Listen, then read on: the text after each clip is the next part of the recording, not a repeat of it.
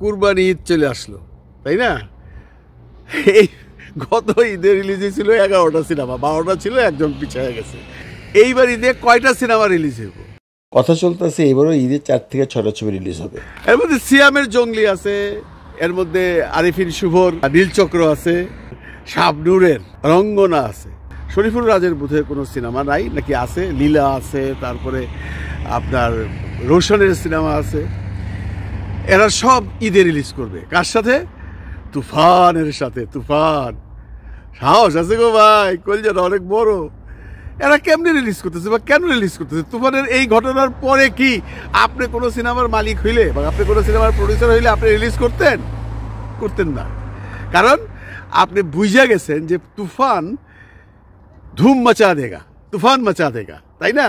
গত ঈদের কথা বাদ দিলাম, গত ঈদে মনে করেন শাকিব খানের সাথে আসছে রাজকুমার, সেটাও হাইপের ছবি ছিল, কিন্তু সাহস করে আইসে পড়ছে। কেন আইসে পড়ছে? যদি লাগিয়া যায়, যদি লাগিয়া যায় মানে বুঝছেন তো, মানে রিলিজ করলাম আর কি। ঠিক আছে, নর্মালি তো ছবি চলে না ঈদের সময়, যদি সাকিবের ছবির সাথে যায় একটু খাড়ায়া থাকতে পারি তাহলেই তো কাম হয়ে গেল।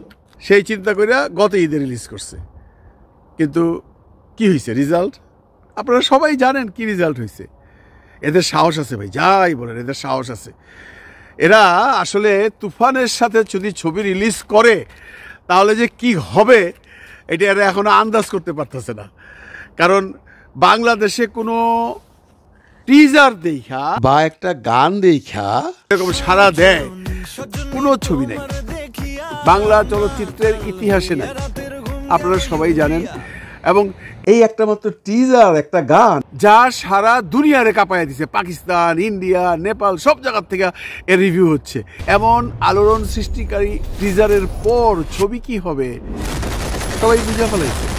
আমি একটা ভিডিওতে বলছি যে এই ছবি যে লাগবে, এই ছবি নামবে না, এবং এই ছবি পজিশন অপোজিশন সব জায়গায় চলবে। এখন এদেরকে আমি বলছি, আমি অনুরোধ করতেছি যারা সিনেমাগুলো বানাইছেন, কষ্ট করে ভাই পয়সা খরচ করছেন, অনেক টাকা গেছে, আর্টিস্টদের শ্রম গেছে, কত কিছু গেছে, আপনারা ঈদে আইসেন না। ঈদে আইসেন না এই জন্য যে এটা কিন্তু রাজকুমার না, এটা কিন্তু তুফান। রাজকুমারের কাছে সাহস করে আসছিলেন। আপনারা অনেকে হয়তো ভাবতে পারেন যে রাজকুমার তো কই, সেই অ্যাসপেক্টের ব্যবসা করলো না, তুফানও না করে, তাহলে তো আমার ছবিটা যদি 2 নম্বরে বা 3 নম্বরে থাকে তাহলে তো এই বাজি বাইরে দিলাম, তাহলে তো যদি লাগিয়া যায় হয়ে গেলো, মানে লাগিয়েই যাইবো গা। যাইব না ভাই, এটা তুফান, এটা রাজকুমার না। রাজকুমারটা সোশ্যাল ট্র্যাকের সিনেমা ছিল।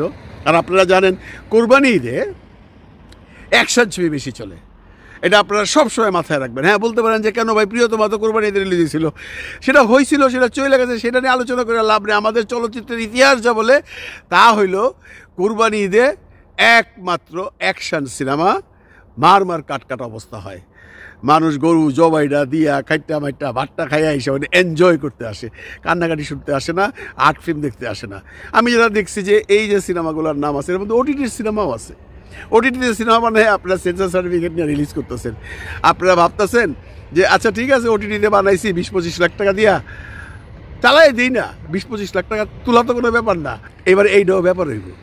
কারণ কি জানেন, সিনেপ্লেক্সের কথা মনে রাখেন, সিনেপ্লেক্সে কিন্তু যে সিনেমা চলে সেইটাই তারা হাউস দেয়, মানে স্ক্রিন দেয় বেশি। তুফান হয়তো বা প্রথম একটা সিনেপ্লেক্সে যদি 4টা স্ক্রিন থাকে, আমার হিসেবে মিনিমাম 2টা করে স্ক্রিন দিবে এবং 5টা করে শো দেবে, প্রথম দিবে সেটা। কারণ প্রথম 2-3 দিন তো তুফান ফাটাইয়া ফেলাবে। তারপরে যদি ছবির দম থাকে, দম থাকবে আশা করি, রায়হান রাফির ছবি, দম নিয়ে আমি কোনো টেনশনই নাই। তখন দেখবেন স্ক্রিনও বাড়াইয়া দিছে, হাউসও বাড়াইয়া দিছে, তখন আপনারা কই যাবেন? এইবার ঈদে তো মাত্র 3টা ছবিরে পয়লা দিন বা 2 দিন পরে নামায় দিছে। আগামী ঈদে দেখবেন এগুলো যদি রিলিজ করে, যে সমস্ত ছবি আপনারা বানাইতেছেন, আমি কারো ছবিকে ছোটো করে বলতেছি না বন্ধুরা, আপনারা ছবি বানাইছেন যে উদ্দেশ্য নিয়ে সিনেমা হলে চালানোর জন্য, আপনাদের সিনেমাগুলো এই আর্ট ফিল্ম তথা একটু উচ্চ মার্গের ছবিগুলো সিনেমা হলের জন্য নয়। যে আপার ক্লাস দর্শক আছে তারা এটা ওয়েট করে, তারা এটা ওটিটিতে দেখতে চায়, তারা বলে যে ঠিক আছে সিনেমা হলে যাই দেখবো, কেন কয়েকদিন পরে তো ওটিটিতেই আসবে, তখন দেখবো।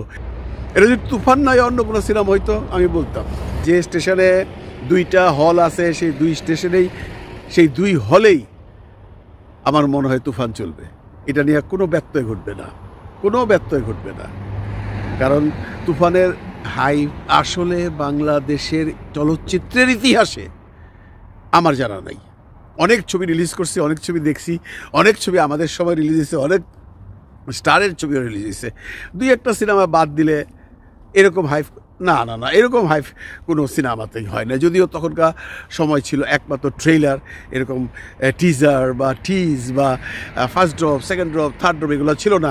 কিন্তু যা ছিল ট্রেইলার দেখা ওইরকম হাইপ কোনো সিনেমা আজ পর্যন্ত বাংলা সিনেমার ইতিহাসে হয় না। এখন এরপরেও যদি আপনারা আসতে পারেন, আপনার এভরি রাইট আছে আপনার আসার।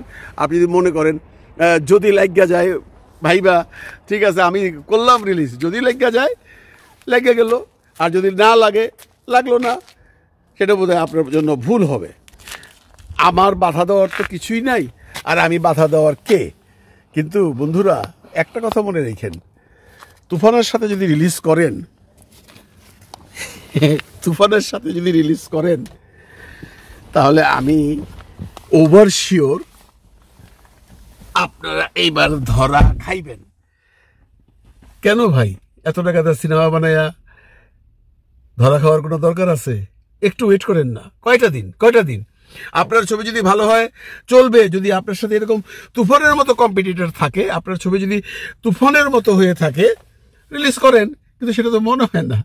অনেক পরিশ্রম করে, অনেক শ্রম দিয়ে একটা সিনেমা বানাইছেন, আর্টিস্ট, ডিরেক্টর, প্রডিউসার অনেক টাকা ইনভেস্টমেন্ট করছেন ভাই। আপনার সিনেমাটা যেহেতু বানিয়েছেন কষ্ট করে, এটাকে কেন খিল করবেন? গলা টিপা কেন হত্যা করবেন? কারণ তুফানের হাইপের সাথে আপনাদের যে কয়টা সিনেমা আসতেছে, আমি কোনো সিনেমার নাম নিতেছি না, কোনো সিনেমাই তুফানের হাইপের সাথে থাকতে পারবে না, টিকতে পারবে না। একদম চ্যালেঞ্জ দিয়ে কইলাম। আপনি যত ভালো সিনেমা বানান, কারণ আপনাদের যে সিনেমাগুলো হচ্ছে এর ট্রেইলার টিজার যখন আসবে তখনই আপনারা টের পাবেন। সিনেমা হলের কোনো আগ্রহ থাকবে না। আপনারা জানেন সিনেমা হলের আগ্রহ একমাত্র থাকে শাকিব খানের কাছে। এইবার অন্তত বেরিয়ে যান, কারণ এইবার কিন্তু তুফান মচাইয়া দিব রে ভাই। খামাখা সিনেমাটা রিলিজ করে সিনেমাটার মাঠে মাইরেন না। সিনেমা বানাইতে কতটুকু কষ্ট হয়, সিনেমা বানাইতে কতটুকু শ্রম লাগে আমরা তো জানি, আমরা তো সিনেমা বানাইছি, তাই না? সুতরাং এমত অবস্থায় সবার কাছে আমার অনুরোধ রইল, যারা এই বছর কুরবানি ঈদে তুফানের সাথে কম্পিটিশন করতে আসতেছেন, তারা কইরেন না ভাই, কইরা নিজের ছবিটাকে মাইরেন না। এরপরে অনেকগুলো সপ্তাহ থাকবে। এবার কুরবানি ঈদে অনেকগুলো সিনেমা হল চালু হবে নতুন করে, টোটাল মিলাইয়া বেশ বাজার আছে।